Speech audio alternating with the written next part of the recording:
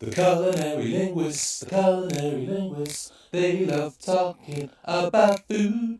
The culinary linguists, they're gonna put you in a good mood. Welcome to your favourite food and celebrity podcast. That's guaranteed to make you dribble. And we're even going to slip in some science. I'm Martin Evans. I'm a writer, broadcaster, pro wrestler, but more importantly, a food lover. And I just love the way food tastes. I love describing the way the flavours just swirl around my tongue. And I'm Dr. Stephanie Campbell, and I love listening to him talk about food. I'm a vision scientist, and I love the aesthetics of food and learning about the secrets that lie behind each dish. And together we are The Culinary Linguists. What a phenomenal guest we've got this week. It's only the best-selling author, podcast host, Amanda Prowse. Hello, well isn't this wonderful? What a treat. Oh, we're indulging in the most delicious, opulent aubergine at the moment. I must say, I have so much on my plate. You know, eyes are bigger than your belly. I think I might have suffering from that right now. Now, you chose a vegetarian curry. Tell us why. I just think, being a child of the 60s and 70s, when your mum's making boiled carrots for most meals, and the most adventurous thing she could think of was egg on toast. To have the absolute delight that is Indian food, all those flavours, it's a revelation. I didn't have my first Indian food till I was in my 20s. I think it changed my life. The spices are phenomenal, Steph. Oh yes, the flavours and the textures in Indian food is just amazing. Spice, the heat and the coolness as well of some of the dishes is just absolutely delightful, and that contrast in Indian food is what really I think appeals to so many of us. I think also though what's important, Steph, is if you can keep most of it on your plate, because you have actually managed to spill some down your jumpsuit. I have some on my shirt, and we were talking earlier about your slippy disasters with throwing food around, so I think the more we can keep on the plate, probably the better. Oh, down the mouth, that's where you want it, in the belly and swirling around the tongue. You mentioned the contrast of flavours. You've just got some lovely spicy paneer with a very cooling mint and coriander yoghurt to go with it. Isn't it delicious? And paneer is one of my favourite Indian dishes. I don't think I had paneer until my mid-20s, and I haven't stopped cooking it since. In fact, I've actually also made it from scratch. Oh, and that's just showing off. Made it from scratch. I Hello. did it once. You did? I did it once. Not Do you quite knit as... your own clothes? I mean, you know. Afraid I'm not that talented, but the paneer that we're having tonight is much, much better. Martin, tell us more about this paneer that we're enjoying deliciously at the moment. Well, it's a wonderful texture in your mouth, and I was expecting it to be a little bit squeaky, but there's no squeak at all, is there? No, and actually, I'm listening that Steph had her first paneer, you know, in her, was it, did you say her 20s, Steph? I was actually in my mid-late 50s, because that's the first time I've eaten it.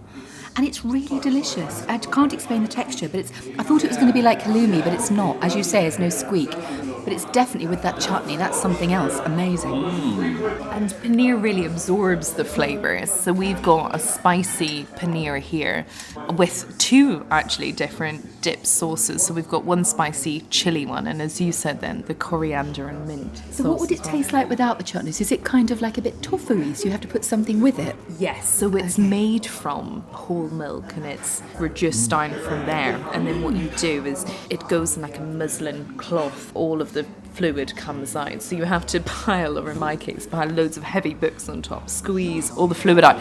But yes, you end up with a block and you chop it up. So absolutely having it prepared in, I mean, a yogurt base. Sometimes you mix in the spices with a yogurt base and you prepare it, and you know, for hours beforehand when you cook it. Or something I've done more recently for the air fryer, Martin, I know this is your specialty, is chop it up, put it in a bowl with oil and mix in those spices, because the oil really holds on to the spices. And whack it in the air fryer, and 15 minutes later you've got something ready with some rice. You mentioned you need lots of books to put on top of it to squeeze all that moisture out. Amanda, you're no stranger to the world of books at all, are you? That was a very slinky link, Mark. I like the way you did that. Yeah, you've done this before. Yeah, so I am a writer, and food features quite a lot in my books, actually. Mainly because I write so long, I'm often very hungry. So I think, what would I fancy? And fun enough, my character will just nip off to the kitchen to get egg and chips or fish finger sandwich.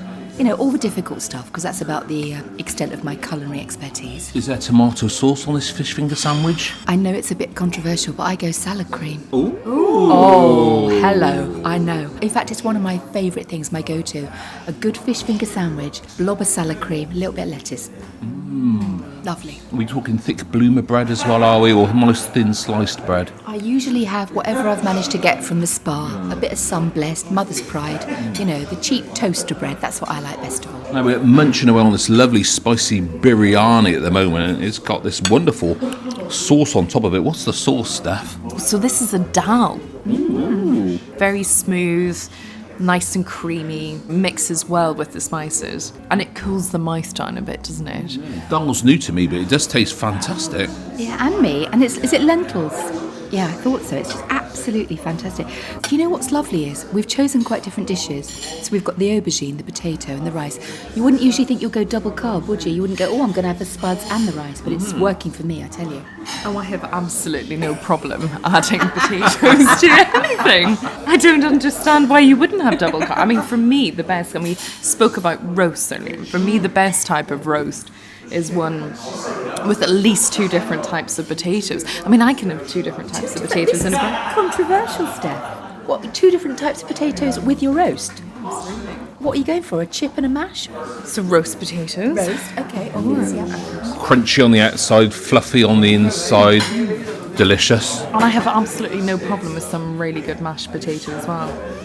The way that we do mashed potato in Northern Ireland is make it really, really buttery, even some cream in there as well. I have no problem with that. And then we mix in some, we call them scallions at home, or spring onions. Other people may know them as spring onions. And what we do is we simmer them in butter, and then we mix those in with the mashed potato. And when it's being served, you put a blob of butter, you hide a blob of butter in the centre of the mashed potato. I'm needing this mash. This is what a glutton I am. I'm sitting here enjoying this fantastic Indian fine fare, and all I could think about is that your mum's recipe? Is that, or just it's a standard recipe? But I want that mashed potato. You could triple carb it right now, couldn't you? I could easily go for a bowl of that. We're coming to yours for dinner, I think, Steph. Absolutely. It's called champ. I'll make it anytime. But back to Indian food. Biryani and mash has definitely got a ring to it, I think. You could set up a little street food vendor, couldn't you, and sell that one? That would be very cross-cultural, wouldn't it? We've also got potato. You mentioned potatoes. We've got potatoes, but it's been served with grapes in it. Never had potatoes and grapes before. What are your thoughts on that combination, Amanda? It's absolutely beautiful. I don't know what they've done to the grapes, but it's almost like they've blanched them in something, but it's just fantastic. Everything is just an absolute delight for the mouth. It's wonderful. I'm just enjoying this biryani now. And what I like about it is you've got so many different textures in there. You've got the rice, which is slightly al dente, and then you've got these other little bits that keep surprising you and jumping out. And I'm not quite sure what they are, but they're different colours, different textures, and different spices that just erupt in the mouth. So speaking about spices, I've been doing a little research to understand what is it about Indian food and spicy food in particular that really makes our taste buds tingle, and in particular what it is that makes us feel like food is hot and spicy. So there's something called capsaicin. That's the name of the molecule within spice that really makes our taste buds tingle. And what's fascinating within Indian food, as you'll know, when you're cooking it, you're frying off, melting some butter or some ghee, if you're really traditional, and then you begin to put the spices in with it, you know, so you might put in your onions and your garlic and your chili. So what's really interesting is that chili that has got the capsaicin in it is oil soluble, and that's why we cook those spices in the oil to really bring out the flavour. And then that's why we add in other things. Now, what do we do when the spice is too much for us? Actually, I'm feeling that right now, so any advice is very gratefully received. Would you like some water or some yoghurt? No, I'll go for the water right now, but I want to hear what Steph's going to suggest. Well, if the water wasn't cutting it, what would you do? Go for yoghurt, maybe? Yes, yoghurt or a glass of milk. And come on, everybody listening has definitely been there and done that before. But what's interesting is that actually there's a scientific reason why you do that. So casein is the molecule which is almost, you can think of it like the antidote to the spice That's in the yogurt and it's in the milk, and what that does, it allows that spice and that capsaicin to be broken down. Ooh. And that's why we feel a bit of relief when we have the yogurt and the milk. Fascinating stuff. Where are you on the spice scale then, Amanda? On a scale of 1 to 10, where would you like your food to be? I think I'm about a 6. Ooh, Yeah, I very think spicy. so. But I think it's one of those things, isn't it? It depends on the flavour. I don't like things that are just hot for the sake of it. If it's got a really good flavour behind it, but it's really lovely and spicy, then I can take it. Well, I often find that fat is where the flavour is. Oh my goodness. What is that? I've never seen anything like it. Now, this is pani puri, and you might be able to tell us a bit more about this dish. The most famous Indian street chaat. It's called Golgappa in Indian language. So in English you say pani puri. So basically it's puff pastry stuffed with chickpeas, potatoes and sweet yogurt with tamarind water in the glass. So you pour the water into this puff pastry and then have it in one go. Oh my god. It's amazing. It looks beautiful. I'll try it. Yes, please. I've never experienced anything like this before in my entire life. No, I haven't. I'm nervous, I've got to admit. It looks sensational. So I pour the water in, is that right? That's right. It looks like we've got a shot glass here Yeah. of liquid. We're pouring All in it one? in. Yeah, do it. Down the hatch. That's more than a mouthful, to be fair. Well, Martin, I want to hear you talk about this. Oh my God. In your mouth. Amanda's going to describe what she's experiencing at the moment, and have you ever had anything like that in your mouth this week? That is amazing. I've never tasted anything like it. It's texturally really unusual. So the tamarind water is quite sharp and quite acidic. The puff pastry is almost a bit desserty. It's kind of like a pre-dessert, you know, the thing you get between the sweet and savoury, with sort of notes of both. It's absolutely amazing. I'm loving that. Goodness, you go for it next then, Steph. Ooh, okay. So I'm taking this little shot glass of tamarind water. It's in. Right, ready? 3, 2, 1. Oh, that's a big mouthful. What a wonderful crunch. Now that is definitely the best thing I've had in my mouth this week. Beautiful. And you not?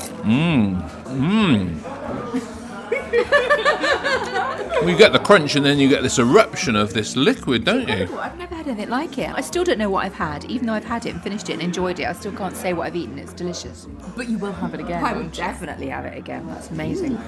Well, I just had a bit of broccoli in my biryani. That's a bit healthy. Hello. How did that get in there? You're on a bit of a health kick at the moment as well, aren't you, Amanda? I am. So I think since I've last saw you, I think I've probably lost 4.5 stone.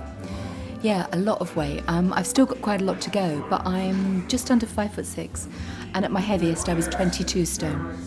Yeah, it was big, and a lot of my sort of self-therapy is being able to say that number, because I used to be afraid to get on the scales, to mention weight, to talk about fat, to talk about my body, the shape of it, the size of it, and how unhealthy and ill I felt. So by sort of ripping off the Band-Aid and saying I was 22 stone, I could barely walk up the stairs, it kind of made me understand and admit that I needed to do something about it. I wouldn't say I'm obsessed with it, but I'm certainly conscious of everything I now eat, every little morsel. I'm not on a diet, nothing is off limits to me. It's really about trusting the process of eating less and moving more.